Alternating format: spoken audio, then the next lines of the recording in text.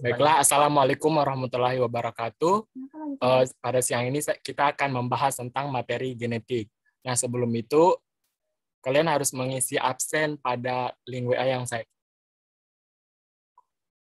Oke, mari kita mulai. Mari kita mulai. Tunggu. Mana link WA lagi?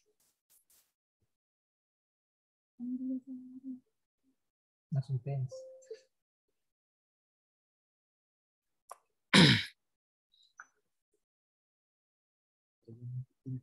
Manusia ini, hah? Umum. Baik. Baiklah, gen merupakan unit terkecil materi genetik dan terdapat dalam setiap lokus yang khas pada kromosom, yaitu terdiri atas sepenggal DNA yang menentukan sifat individu melalui pembentukan polipeptida. Jadi, gen ini berperan penting dalam mengontrol sifat-sifat individu. Nah, gambar di samping ini merupakan gambaran umum mengenai genetika. Ada sel, kromosom, DNA, dan gen.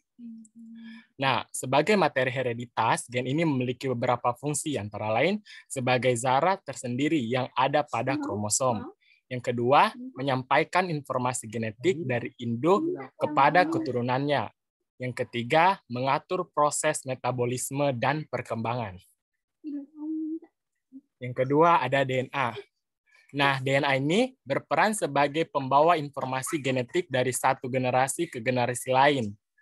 DNA sendiri merupakan polimer besar yang tersusun atas unit-unit nukleotida. Nah, sebuah nukleotida tersusun atas gugus gula deoksiribosa, gugus asam fosfat, dan gugus basa nitrogen. Nah, gambar di samping merupakan gambaran umum tentang DNA. Nah, molekul ini terikat pada basa nitrogen yang tersusun atas basa purin dan basa pirimidin. Nah, basa purin ini tersusun atas guanin dan adenin, sedangkan basa pirimidin tersusun atas timin dan sitosin. Kemudian DNA ini juga memiliki kemampuan untuk bereplikasi, yaitu membentuk DNA baru yang sama persis dengan DNA asal. Nah, terdapat 3 hipotesis replikasi DNA. Yang pertama, pola semi-konservatif. Yang kedua, pola konservatif. Dan ketiga, pola dispersif.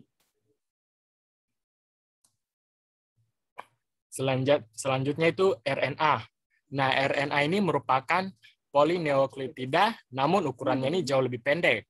Nah, dari DNA yang terdiri atas satu rantai atau single helix. Nah, gula pentosa ini yang menyusun RNA adalah gula ribosa, sedangkan basa nitrogen yang menyusun RNA adalah basa purin yang terdiri dari adenin dan guanin, serta basa pirimidin yang terdiri dari sitosin dan urasil.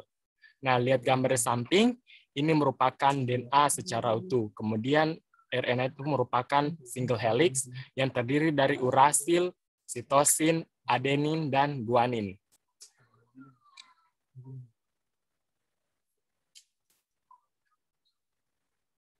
Kemudian ada jenis-jenis RNA yang terbagi menjadi 3. Yang pertama, RNA duta.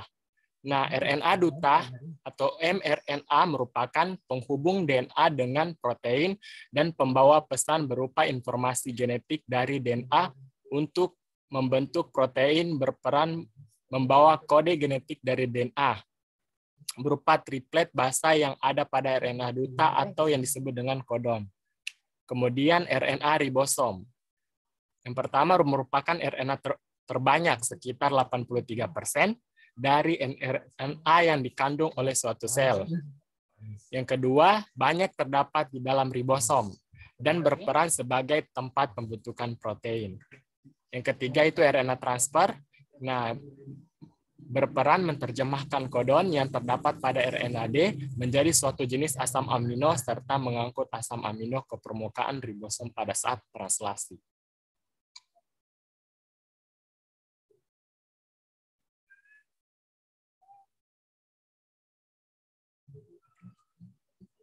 Yang kemudian kromosom.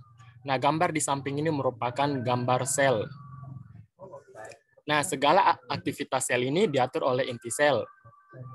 Pada saat sel aktif melakukan metabolisme dalam nukleus, terdapat benang-benang halus seperti jala yang dapat menyerap warna. Nah, Benang-benang halus ini disebut dengan kromatin. Ketika sel akan membelah, benang kromatin ini akan menebal dan memendek, sehingga lebih mudah menyerap warna sehingga dapat dilihat dengan mikroskop. Benang kromatin ini disebut dengan kromosom. Nah, setiap spesies ini memiliki jumlah kromosom yang khas. Kromosom tersusun atas DNA yang berkondensasi bersama protein histon di dalam inti sel, membentuk struktur bernama nukleosom. Sebelum sel membelah, molekul DNA dari setiap kromosom ini berduplikasi sehingga terbentuk lengan kromosom ganda yang disebut dengan kromatid. Sel kelamin atau sel sperma atau sel telur hanya memiliki satu golongan kelamin, sehingga sel kelamin dari betina hanya memiliki gonosom X, sedangkan jantan itu gonosom X atau Y. Setuju.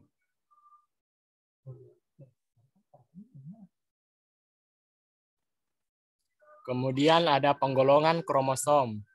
Nah, penggolongan kromosom ini ada dua. Yang pertama berdasarkan jenisnya, kromosom dibagi menjadi dua, yaitu kromosom badan, autosom, dan kromosom kelamin atau gonosom. Nah, berdasarkan letak sentromernya, kromosom dibagi menjadi 4. Ada telosentrik, sentromer yang terletak di ujung kromosom. Ini adalah gambar telosentrik. Yang kedua, akrosentrik. Sentromer yang terletak di dekat ujung kromosom. Ini gambar dari akosentrik. Yang ketiga, submetasentrik, yaitu sentromer dekat pada salah satu ujung kromosom. Yang keempat, metasentrik, sentromer terletak di tengah-tengah kromosom. Kemudian jumlah kromosom dalam setiap makhluk hidup itu bervariasi. Nah, jumlah kromosom pada organisme, contoh-contohnya ini dapat dilihat pada tabel, seperti manusia, kromosomnya berjumlah 46, simpanse 46, kera 48, dan lain-lain.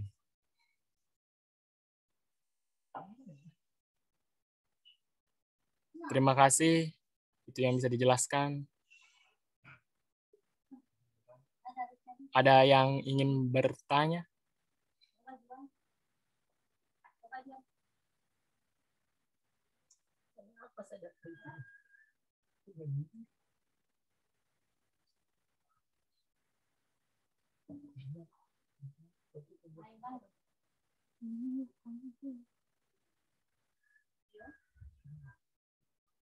Baiklah, kalau tidak yang bertanya, materi berakhir.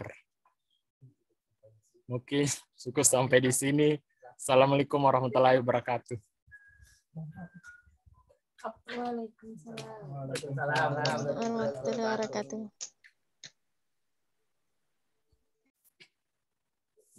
Dia dosen apa nih?